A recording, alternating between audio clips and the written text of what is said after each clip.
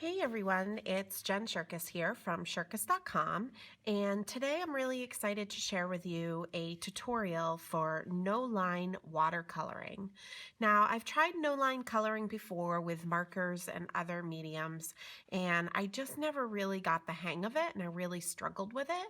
But I've been playing a lot with watercoloring over the last year. I'm a tad bit obsessed, but it kind of inspired me to try no-line coloring with watercolors. And I have found it to be a little bit easier, I believe, and I've definitely been more successful with it. I just love the way that it looks when you're done with your project. I just think it gives a really artsy feel to your images, and it almost looks like you hand drew the images yourself, which I just really love that look. So today I'm going to show you how to paint this cute little deer here, but I had so much fun that I played with some other critters as well. The orange is really fun to play with, and then I really love how the bear came out. It is a bit tricky when you have a darker image like this to get some true lights and darks in the image, so I would recommend doing an image like this maybe after you've played with one that's a little bit lighter in colors, just as a suggestion. But anyway, so let's get started. I am using Party Animal, which is a Lawn Fawn set. I just think the critters are so cute, and I just have a lot of fun coloring them. So that's the set I'm going to be using today, but you can use any stamps that you have in your stash. And then I'm also using distress watercolor cardstock. Again, you can use any watercolor cardstock that you have in your stash. I just really like the distress watercolor cardstock for a couple reasons. One is it's already cut to size, 4¼ by 5½, and that's just a really convenient size, and I'm a lazy crafter.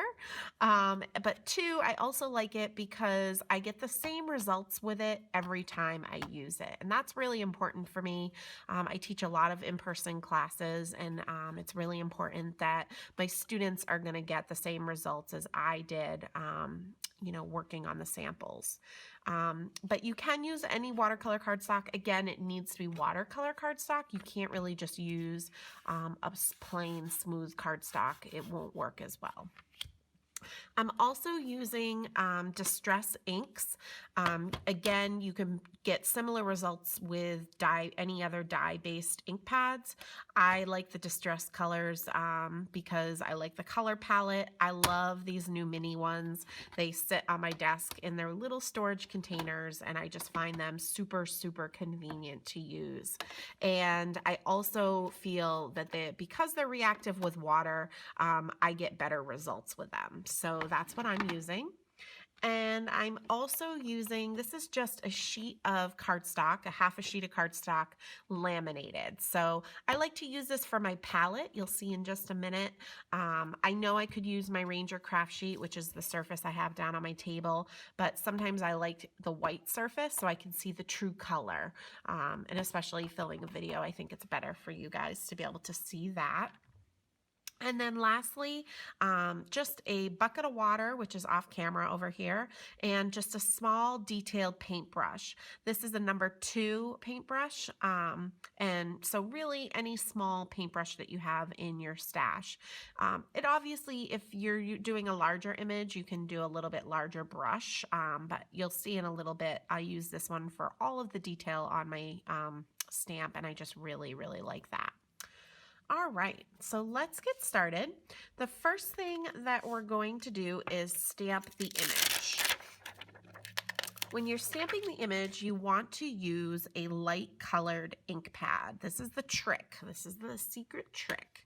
So you could use Tattered Rose for distress ink, but I tend to like to use Antique Linen. So I'm just getting that out. So this is just an Antique Linen ink pad. It's going to be a very light brown color, almost like a vanilla. And you'll see that in just a minute when I stamp it.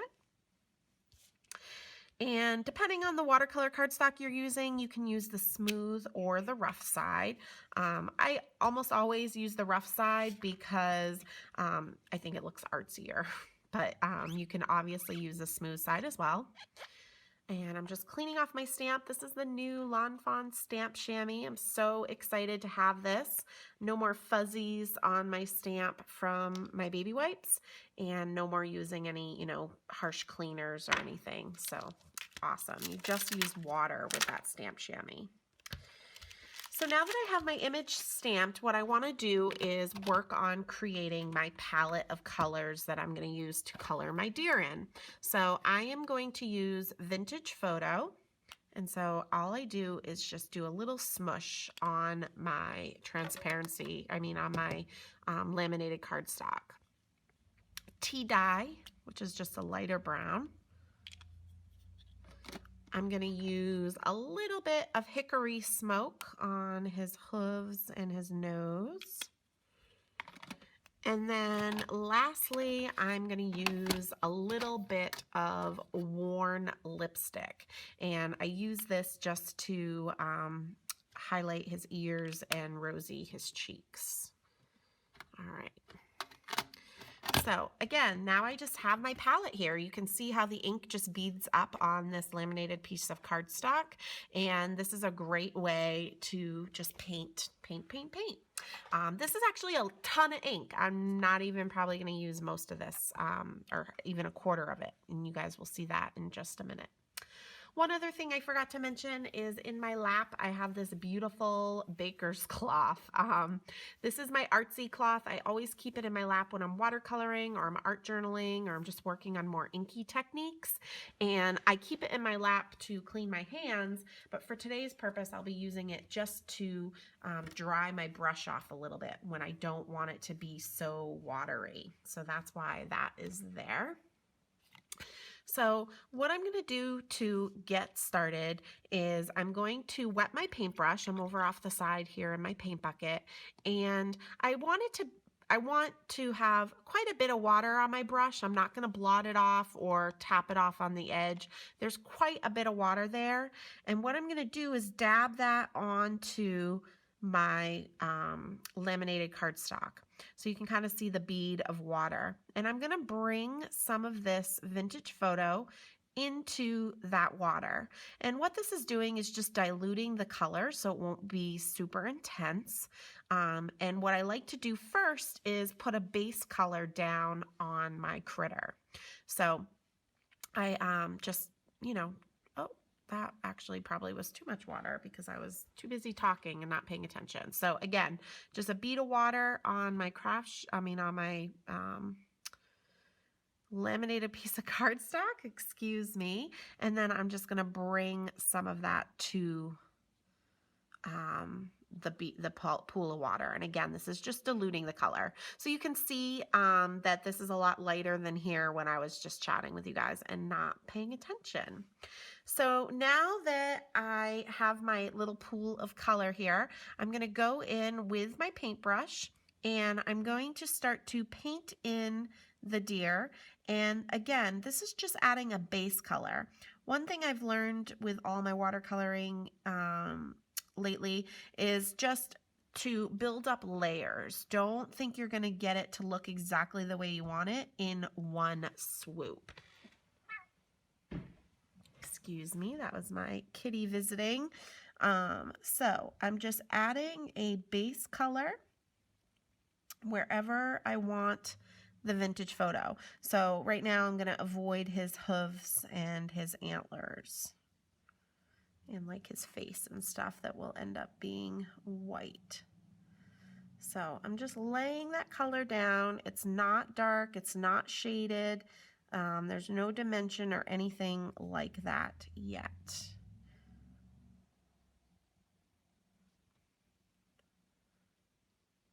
Okay, and so you can see that and his tail. I always forget his tail. You can see that it is pretty pooly, and what I mean by that is there's a lot of pool of water on the surface. So what I'm going to do now is I'm going to quickly zap it with my heat tool just to dry it. That's also my other little tip for you guys is anytime your image starts to get too wet, just zap it with the heat tool, because if it's too wet, your colors will start to bleed and it'll start to run outside of the lines, and you're gonna get frustrated. So I just quickly heat set it. So now it's not like crisp dry, but it's pretty dry.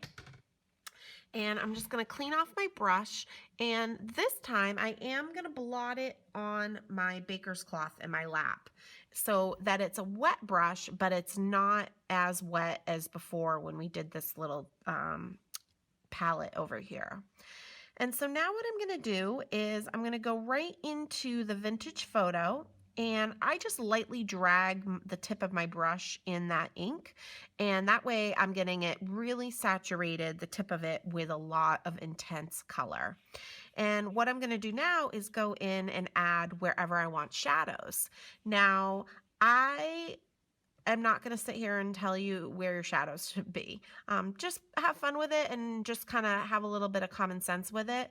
I'm going to do it the side of his face. I'm going to do it under his arms, because I figure that's going to leave a shadow under his neck and in the crease of his arms. But again, don't overthink it too much. Just have some fun with it. So I'm just laying down the really dark color. It doesn't have to be filled in all perfectly or anything like that. Even though I know I'm going to put some shadow on his lower part of his body, I am only going to concentrate on his head right now, because I don't want the inks to dry too much as I get into this blending mode. So there's still a lot of ink on my brush, so I'm going to clean it off because I've laid down where I want my darks to be. I am going to blot it off just so it's not super wet. And now I'm going to go in between the dark areas and the light areas, I'm going to start to blend out that line. And you can see right away that's going to darken up the light areas, and it's also going to get rid of that harsh line of the shadow that I wanted. Just have to be super gentle with his little ears here. And so you can see right away it's starting to look dimensional and with shadow, right? So cleaning my brush again, blotting it off so it's not super wet, picking up some intense color here of the vintage photo, and now I'm going to go up under his neck. I'm going to go in the crease of his arm and under his arm and bring it down. Okay, clean my brush so that I have a clean brush, blot it off so it's just a little bit of water on there, and then I'm going to start to drag out that color.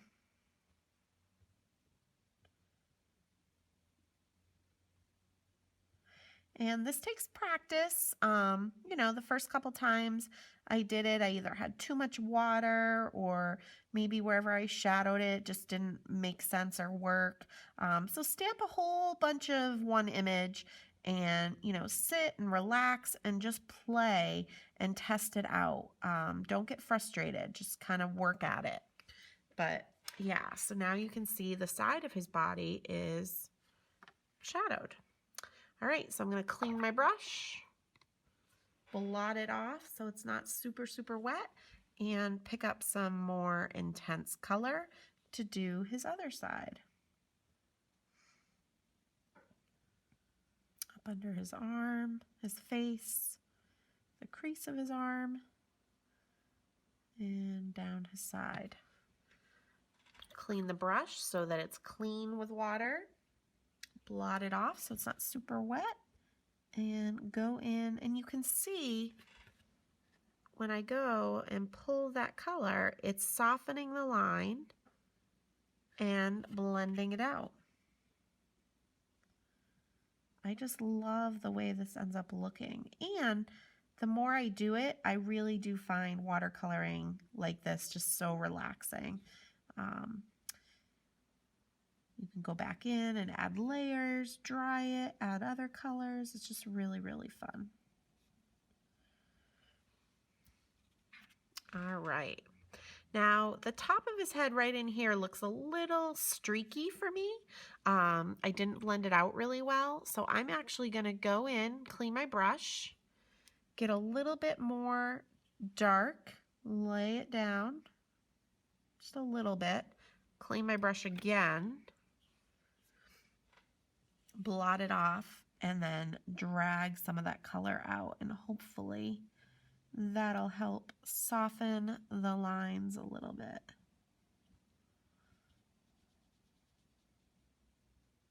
Yeah, I already can tell that's going to look a little bit nicer. Now I just want a little bit more dark in his ear over here. Great. So you can see, looks awesome. All right, so now, oh, and I forgot his little tail. See, I told you I always forget his tail. So I'm just laying down a little bit of dark. It's a very small area, so you don't need a lot.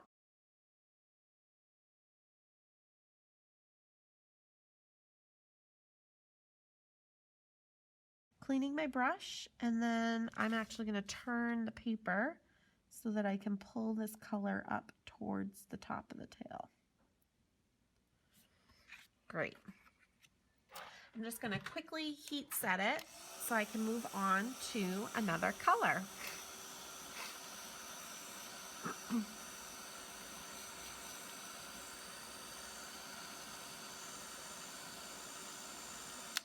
All right, so working with his antlers, even though they're small, I do want a little bit of dimension to show. So I'm going to take some water on my brush and dab it down on my laminated cardstock and pull some of the tea dye into it. Same thing that we did with the base coat of the deer, I want to add just a little base coat of his antlers. Now my brush is too wet. I can tell right away there's too much water on it. So I just blotted it on my baker's cloth and I'm going back in to pick up the watered down color. Okay. And so what's great is because we're using this antique linen ink pad, which is a really, really light ink pad, when you go over it, the color actually almost stops right on the line. The line kind of holds it in. But when you go over it with whatever color you're using, your lines take over the property of that color. So these lines look vintage photo now, right? No longer like this antique linen. And these lines look like tea dye. And that's what's really great and magic about using that light ink pad. So now that we have our base color, I'm just going to heat set it.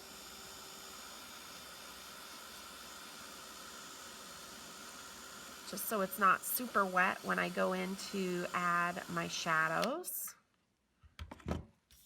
And now that I'm ready to do my shadows, I'm going to clean my brush and blot it off and go in and grab some intense color. So again, I'm just gently swirling the tip of my brush so that it has color just on the tip of it, and lay some of that dark down. Grab a little bit more. So there's a lot of water there. See that compared to that? So I am actually going to zap it just a second. I don't want to dry it too much because I want the color to move. I'm going to go in with a clean brush and blend this up.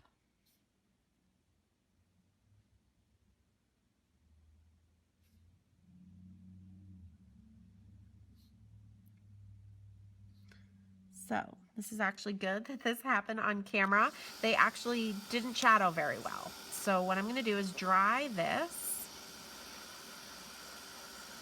And I want to just have a little bit more dimension on his antlers. But what happened, because this is so wet, it didn't allow me to blend it up. So I'm actually going to go in here and grab a little bit of vintage photo on the tip of my brush and then go into the tea dye. Just because now it's kind of all tea dye, but I still want to have a little bit of dark.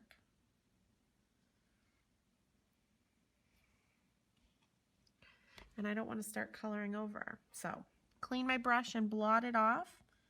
And then I'm just evening out those lines.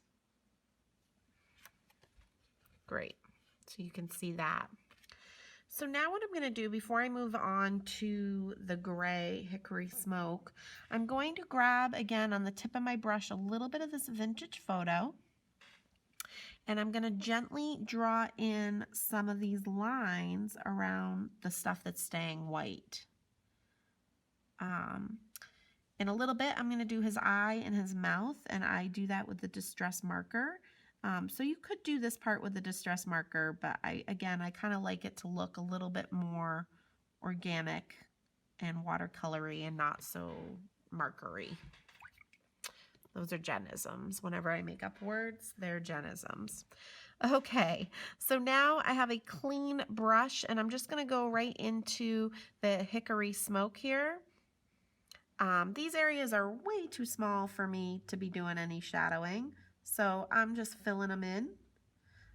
The line of the antique linen will be slightly darker than what's in the center because it's taking on that ink on top of it.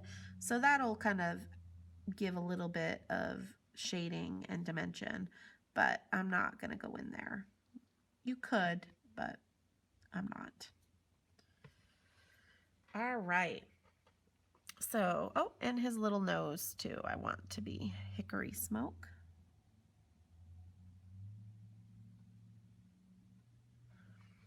All right. So now I'm cleaning my brush, making sure there's quite a bit of water on there, plopping down some, and I'm going to bring some of this worn lipstick into the mix. You can see what I meant earlier about how we weren't even going to really use hardly any of this ink. I really should start just tapping the corner of it to my palette. But anyways, that's beside the point. So I'm inking up getting some color on my brush, and I'm going to just dab some of this. I see a droplet on my brush. I'm going to just dab some of this on his ear. It's just worn lipstick with the water on it. Makes a really nice light pink. And then I like to rosy their cheeks. I just think it makes them look so cute. And then I'm going to heat set this.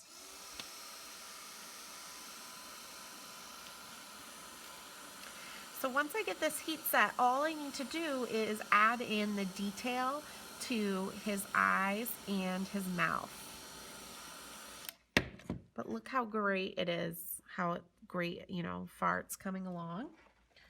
And to draw in his eyes and his mouth, I just tend to use the distress marker in Vintage Photo. There's a brush tip and a fine tip, so I'm going to use the fine tip. And just go over the antique linen.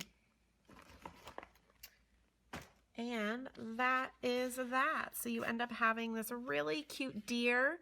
I did the same exact thing with the party hat and the ice cream. I stamped them in the antique linen, and then I colored them in with picked raspberry, worn lipstick, and tea dye were the ink pads for the distress inks. And yeah, again, the fox is really fun to do. For this one, I used Wild Honey and Rusty Hinge for his oranges. And then again, the hat is picked raspberry and worn lipstick. And I think I used a little bit of festive berries on the heart here. And then the bear, again, this one's just a bit tricky to get some darks and lights in there since he is all brown, but it's fun to play with for sure. And for this one, what I used was, I'm trying to remember, I believe I used walnut stain and ground espresso, and then the little bit of tea dye on his nozzle there, and then worn lipstick on his cheeks and ears. So these are super, super cute. They made really quick and simple cards once I got them all watercolored and die cut out. And then I just added them to the birthday tags stamp by Lawn Fawn that I cut out with the Tag Your It die. And then this is the Lawn Fawn Mon Ami Petite Papers that I die cut out with the stitched rectangle 4-bar die, just to give a little bit added something. So there you go. I have 3 birthday cards ready to go, and I hope you guys had a lot of fun learning how to do no line watercoloring with me. Have a great day, you guys. Bye-bye.